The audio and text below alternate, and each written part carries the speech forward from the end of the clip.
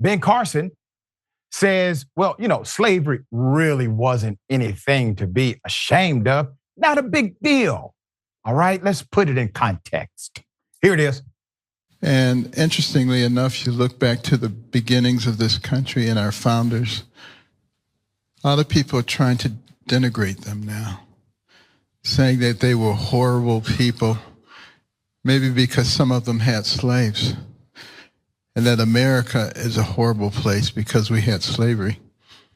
People who say stuff like that obviously don't have a good grasp on the world history, because every society has had to deal with slavery. And there are more slaves in the world today than there have ever been at any point in time. You look at human trafficking and sexual slavery, and we ought to be concerned about what's going on now, not what happened 200 years ago. And if there's anything unique about the United States,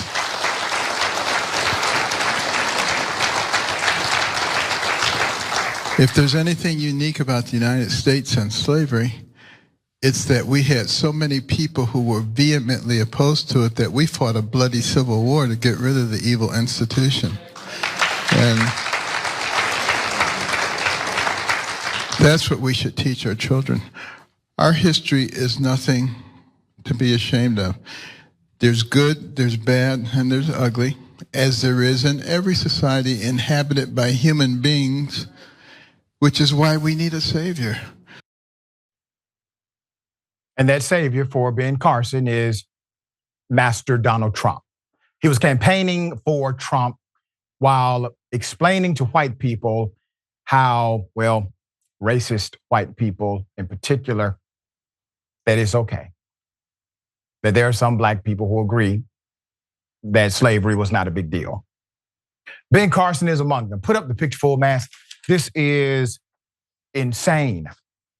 First, let me highlight the reality of the enslaved African in America. While the terminology slavery has been utilized and, in my opinion, overutilized, and somehow it has created this generalization of the great evil known as slavery, let's be 100 about what it actually was. It was, in fact, human sex trafficking. It was, in fact, rape and child molestation. It was, in fact, murder, kidnapping, and extreme brutality.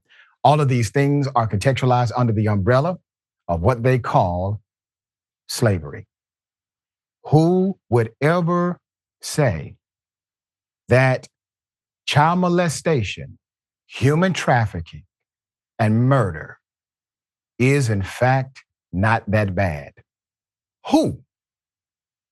As I said before, Republicans utilize black conservatives like Ben Carson to say things that white conservatives could never say in public.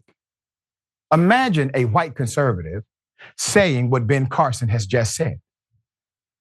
Okay? Doesn't hit the same, right? So they use a person like Ben Carson as a proxy.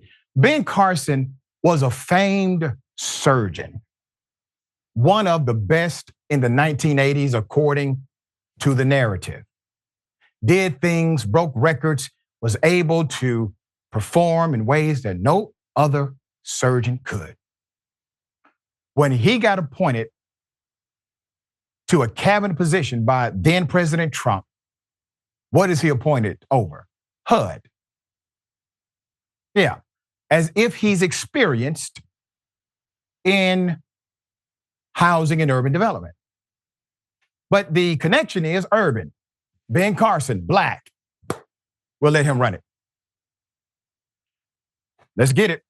During an event in Iowa, Carson downplayed the significance of slavery in American history, emphasizing that various societies throughout history have grappled with the issue. Quote, you look back at the beginnings of this country and our founders, a lot of people are trying to denigrate them now, saying that they were horrible people, maybe because some of them raped children, murdered people, engaged in human sex trafficking, had slaves, and that America is a horrible place because we had slavery, Carson said. People who say stuff like that, he says, obviously don't have a good grasp of world history because every society has had to deal with slavery.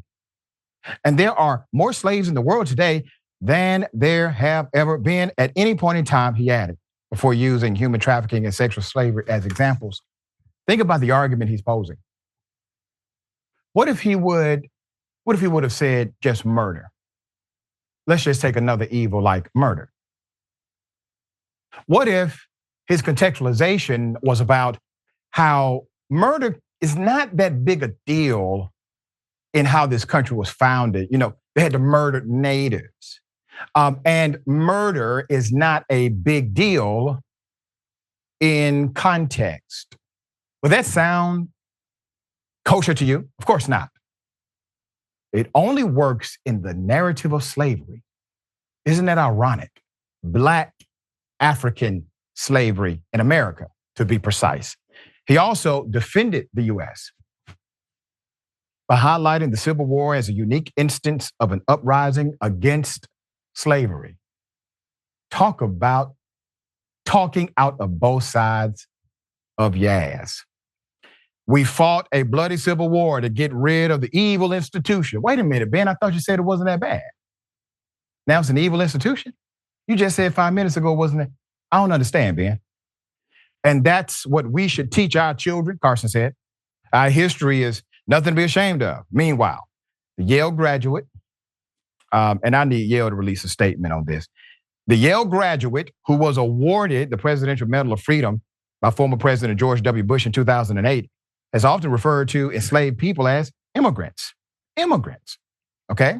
Quote, there were other immigrants who came here in the bottom of slave ships, worked even longer, even harder for less, but they too had a dream that one day their sons, daughters, grandsons, granddaughters, great-grandsons, great-granddaughters might pursue prosperity and happiness in this land. Carson said during his first speech to HUD employees in 2017. There's more. He later walked back the comments on Facebook, acknowledging that, quote, the slave narrative and immigrant narrative are two entirely different experiences. And slaves were ripped from their families and their homes and forced against their will after being sold into slavery by slave traders. Now, who wrote that? A communications person did.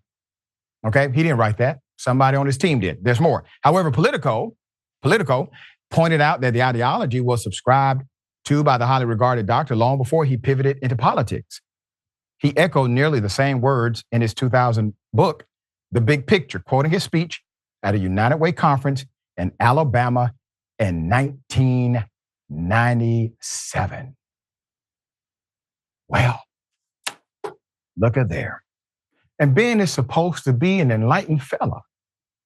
All right, Rayyvana, I'm starting to question that whole thing about him separating the twins that were born. I think he just got lucky. I cannot see this guy being some kind of genius, but what say you? Well, I think there's a lot to unpack here. And I guess we should maybe start at the needing to appeal to the racism of Right. the Republican Party, because it's not just him. It's Nikki Haley being unable to say that the cause of the Civil War was slavery, and even Donald Trump, though he was willing to say that the cause of the Civil War was slavery, bragging about how he would have been able to at the time sit down at the table with the Confederacy and come to a deal, seemingly coming out on the side of slavery in that situation. Right. That it's necessary for Republican politicians to appeal to these sensibilities, insensibilities of the racist base that they have. I think speaks volumes about what the Republican Party stands for, no matter how much they try to erase their legacy of racism, their legacy of discrimination, of segregation, of slavery, and try to pin that on the Democratic Party. Not that the Democratic Party is not without its sins and racism. I'll also say that it's ironic that he argues that we need to view the founding of this country in more positive terms and celebrate the figures who founded this country, when that sort of patriotic education necessarily requires lying. It's the Right. reason why kids are taught that George Washington had wooden teeth, because people don't want to have to own up to the fact that he didn't have wooden teeth. He ripped the teeth out of the mouths of his slaves to construct dentures for himself. That is an ugly truth about someone who is hailed as a founding father of this country, something that people on his side of the political aisle don't like to talk about. But I think ultimately the reason to make this argument, especially to that voter base, is because it negates the legacy of slavery. It negates the fact that the history of slavery, although yes, there was a civil war fought and slavery was abolished, the legacy has not ended. The disparity between, just looking at wealth between the white and black communities in this country comes from the legacy of slavery, and that has not been solved. Racism has far and away not been solved in this country, but when someone like Ben Carson says things like this to it, let's face it, predominantly white Republican audience, it makes them feel better. Yep. And that's what they're trying to appeal to, and it's despicable. Yeah, once Ben Carson got that applause, mission accomplished for him.